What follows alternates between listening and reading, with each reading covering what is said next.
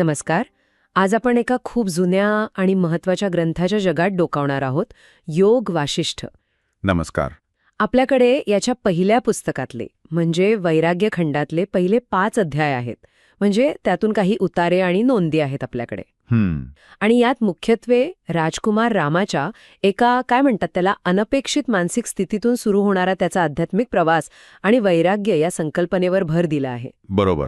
याच वैराग्याला मुक्तीच्या दिशेने पहिलं पाऊल मानलं जातं असा हा ग्रंथ सांगतो. तर आज आपण या स्रोत्यांच्या आधारे रामाच्या या सुरुवातीच्या अवस्थेचा आणि मुक्तीच्या मार्गाचा थोडा मागोवा घेऊया. अगदी. आणि ही फक्त गोष्ट नाहीये, म्हणजे ही शिकवण आहे जी आपल्या आयुष्यातल्या काही अगदी मूलभूत प्रश्नांना हात घालते. हो. या पहिल्या 5 अध्यायांमधूनच ते सुरू होतं. वैराग्य म्हणजे काय, ते का गरजेचं आहे आणि मुक्तीसाठी फक्त ज्ञान पुरेसं आहे की कर्म पण लागतं. बरोबर. यासारख्या प्रश्नांची बीजे इथं सापडतात आपल्याला. आपल्या स्रोतांमधून याच अध्यायांचा गाभा समोर येतोय. रामाची विरक्ती आणि तिथून पुढे मुक्तीचा मार्ग कसा असू शकतो याचे संकेत मिळतायत. हो. आणि सुरुवात तर फारच रंजक आहे. म्हणजे राजकुमार राम ज्याच्याकडे सगळं आहे, ऐश्वर्य, सत्ता, प्रेमळ कुटुंब, कर्तव्य, सगळं काही, तो एकदम शांत, उदास, स्वतःत हरवलेला होतो. स्रोतांमधलं वर्णन तर खूप म्हणजे बोलकं आहे. तो निस्तेज झालाय, अबोल आहे, जणू कोमे झालेल्या कमळासारखा. हो, किंवा भिंतीवरच्या चित्रासारखा, अगदी. विचारात गडलेला. आणि हे सगळं त्याच्या नेहमीच्या कामांच्या म्हणजे राज्यकारभार, शिकार, धार्मिक विधी याच्या अगदी उलट आहे. सगळं चांगलं असताना अशी उदासीनता, याचं काय कारण सांगतात स्रोत? हाच कळीचा मुद्दा आहे. आणि इथूनच ग्रंथाचं विवेचन सुरू होतं. महत्वाचं काय आहे की ही उदासीनता काहीतरी मिळालं नाही किंवा काहीतरी गेलं म्हणून आलेली नाहीये. अच्छा. स्रोत स्पष्ट सांगतात की ही जीवनाची क्षणभंगुरता, त्यातल्या अनेक गोष्टींची निरर्थकता, फ्युटिलिटी ऑफ लाईफ ज्याला म्हणतात, ती तीव्रपणे जाणवल्यामुळे आलेली अस्वस्थता आहे. आणि यालाच ग्रंथ वैराग्य म्हणतो. म्हणजे सांसारिक गोष्टींमधली जी आसक्ती असते ती आपोआप गळून पडणं. अच्छा. आता साहजिकच राजा दशरथ चिंतेत पडतात, पण ऋषी वसिष्ठ त्यांना धीर देतात. आणि वसिष्ठांचं एक वाक्य फार महत्वाचं आहे इथे. ते म्हणतात, शहाणे लोक छोट्या छोट्या गोष्टींसाठी दुःख करत नाहीत, ते फक्त मुक्तीसाठी तळमळतात. बापरे, खूप खोल आहे. हो, म्हणजे यातून स्पष्ट होतं की रामाची ही अवस्था म्हणजे साधं दुःख किंवा डिप्रेशन नाहीये, तर एका मोठ्या आध्यात्मिक जागृतीची ती सुरुवात आहे. ही अस्वस्थताच त्याला पुढे वसिष्ठांकडून ज्ञान घेण्यासाठी तयार करते, असं स्रोत सांगतात. तर ही निराशा नकारात्मक नाही, उलट एका मोठ्या प्रवासाची ती पहिली पायरी आहे. म्हणजे वैराग्य म्हणजे फक्त उदास होणं किंवा कंटाळणं नव्हे, तर या स्रोतांनुसार वैराग्याचा नेमका अर्थ काय मग? फक्त जगापासून, वस्तूंपासून दूर राहणं इतकंच? नाही, त्याचा अर्थ त्याहून खूप खोल आहे. म्हणजे वैराग्य म्हणजे फक्त या जगातल्या सुखदुःखांपासून अलिप्तता नाही. अच्छा. तर स्रोत सांगतात की स्वर्गात मिळणाऱ्या सुखांपासूनही अलिप्तता.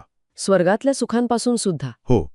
याचं एक चांगलं उदाहरण आपल्या स्रोतांमधल्या राजा अरिष्ठनेमीच्या कथेत आहे. इंद्राने अरिष्ठनेमीला त्याच्या पुण्याईमुळे स्वर्गात बोलावलं, तिथली दिव्य सुख भोगायला सांगितलं. पण अरिष्ठनेमीने नकार दिला, कारण त्याला हे स्पष्टपणे कळलं होतं की स्वर्गलोक सुद्धा कायम टिकणारा नाहीये. तिथली सुखही क्षणिक आहेत, ट्रान्झिएंट आहेत. खरंय. ही कथा वैराग्याचं खरं सार सांगते. कोणत्याही तात्पुरत्या फळांमागे न धावता जी शाश्वत मुक्ती आहे तिचाच ध्यास धरणं.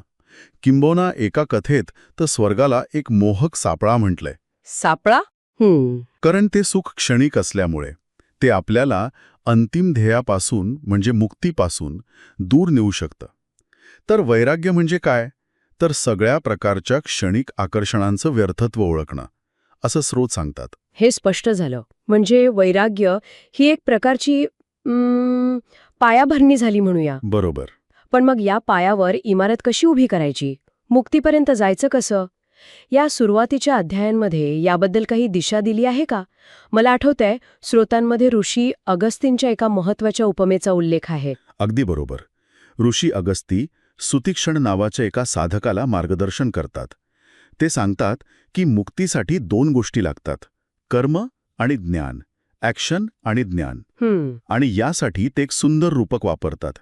जसं पक्षाला आकाशात उडायला 2 पंख लागतात, एका पंखाने नाही उडता येत. बरोबर. तसंच मुक्तीपर्यंत पोचायला कर्म आणि ज्ञान या दोन्ही पंखांची गरज आहे. नुसतं कर्म करत राहणं पुरेसं नाही आणि नुसतं कोरडं ज्ञान पण कामाचं नाही. दोन्हीचा समतोल हवा. कर्म आणि ज्ञान दोन्ही. हो. रामायणाचा संदर्भ देऊन स्रोत सांगतात की राम आणि त्याचे अनुयायी दुःखातून मुक्त झाले ते अनासक्त कर्म आणि ज्ञानामुळेच. म्हणजे या दोन्ही पंखांचा वापर करून त्यांनी तो संसार सागर पार केला. तर संदेश स्पष्ट आहे, मार्ग दुहेरी आहे, एकांगी नाही. कर्म आणि ज्ञान दोन्ही आवश्यक. हो. हे महत्वाचं आहे. पण आता या कर्मपंखाबद्दल बोलूया. याचा अर्थ नेहमीसारखं काम करत राहणं असा आहे का, की काही वेगळा अर्थ आहे इथे? आणि मुख्य म्हणजे स्रोत सांगतात की राम अयोध्येला परतल्यावर पुन्हा राज्यकारभार, शिकार, विधी सगळं करतो. मग त्याचं कर्म, मुक्तीसाठीचा पंख कसं ठरतं? त्यात आणि एरवीच्या कर्मात फरक काय? अगदी कळीचा प्रश्न आहे हा. इथे कर्माचा अर्थ आहे अनासक्त कर्म, डिटॅच्ड ॲक्शन, ज्याला आपण कर्मयोग म्हणू शकतो. कर्मयोग. हो, म्हणजे आपली जी कर्तव्य आहेत, जबाबदाऱ्या आहेत, त्या पूर्ण निष्ठेने, कौशल्याने करायच्या, पण त्या कर्मांच्या फळांमध्ये अडकायचं नाही. यश आलं काय, अपयश आलं काय, त्यात जास्त गुंतून जायचं नाही. कर्तेपणाचा अहंकार नाही ठेवायचा. राम नेमकं हेच करतो असं स्रोत सांगतात. अयोध्येला परतल्यावर तो सगळी राजेशाही कर्तव्य पुन्हा सुरू करतो. राज्य चालवतो, शिकारीला जातो, यज्ञ करतो. पण हे सगळं करताना त्याचं मन अलिप्त राहतं, अनअटॅच्ड. तो कृती करतो, पण मनात चिंतनही सुरू असतं. म्हणजे तो जगात राहून जगा वेगळा असतो. अगदी तसंच. इतकंच नाही, तो काशी, केदारनाथ सारख्या तीर्थक्षेत्रांनाही जातो, पण तिथेही तो एक अनासक्त निरीक्षक असतो, डिटॅच्ड ऑब्झर्व्हन्स. तो जगात वावरतो, पण जगाच्या मोहात अडकत नाही.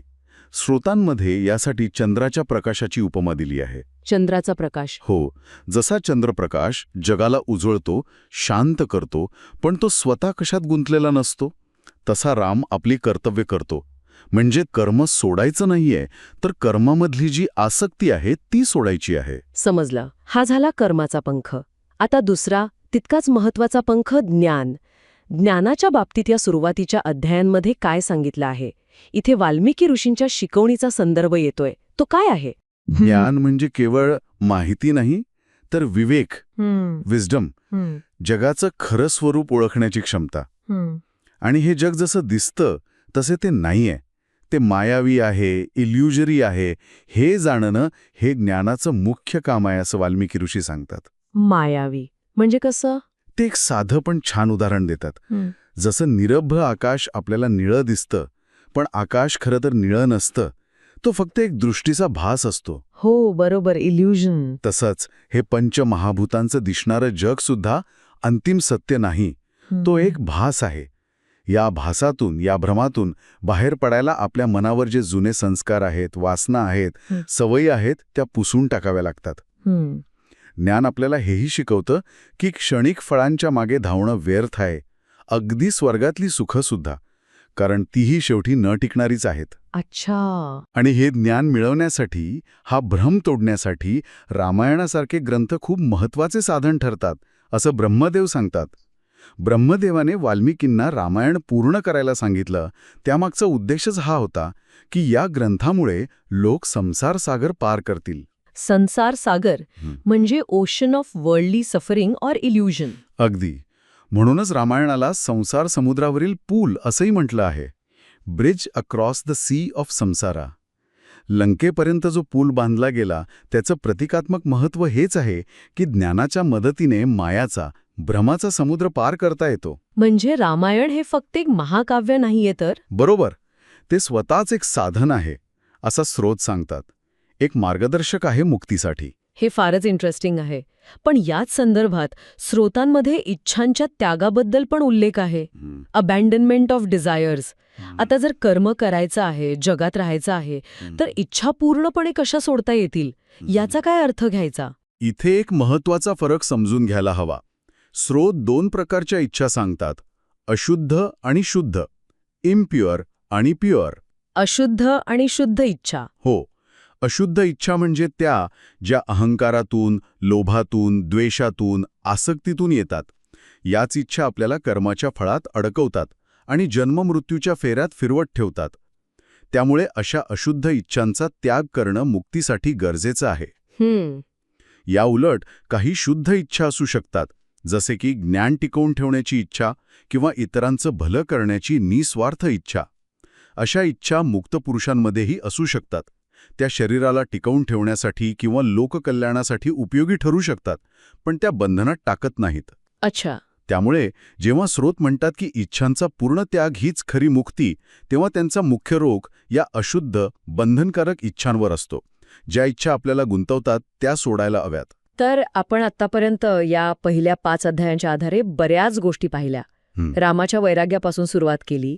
हो. मग मुक्तीसाठी आवश्यक कर्म आणि ज्ञान या 2 पंखांबद्दल बोललो. जगाचं मायावी स्वरूप आणि इच्छांची भूमिका यावरही चर्चा केली. या सगळ्याला एकत्र कसं बघता येईल?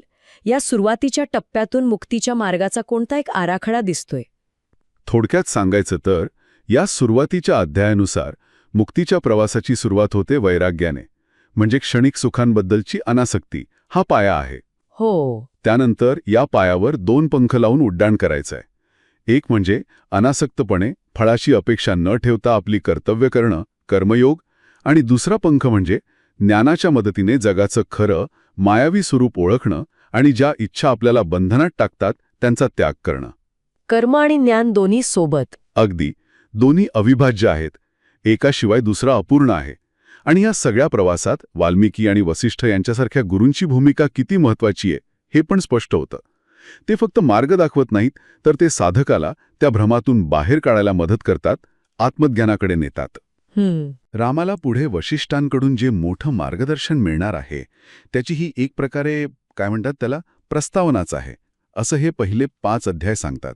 खरंच योगवाशिष्ठाच्या या सुरुवातीच्या भागांमधून खूप काही उलगडलं.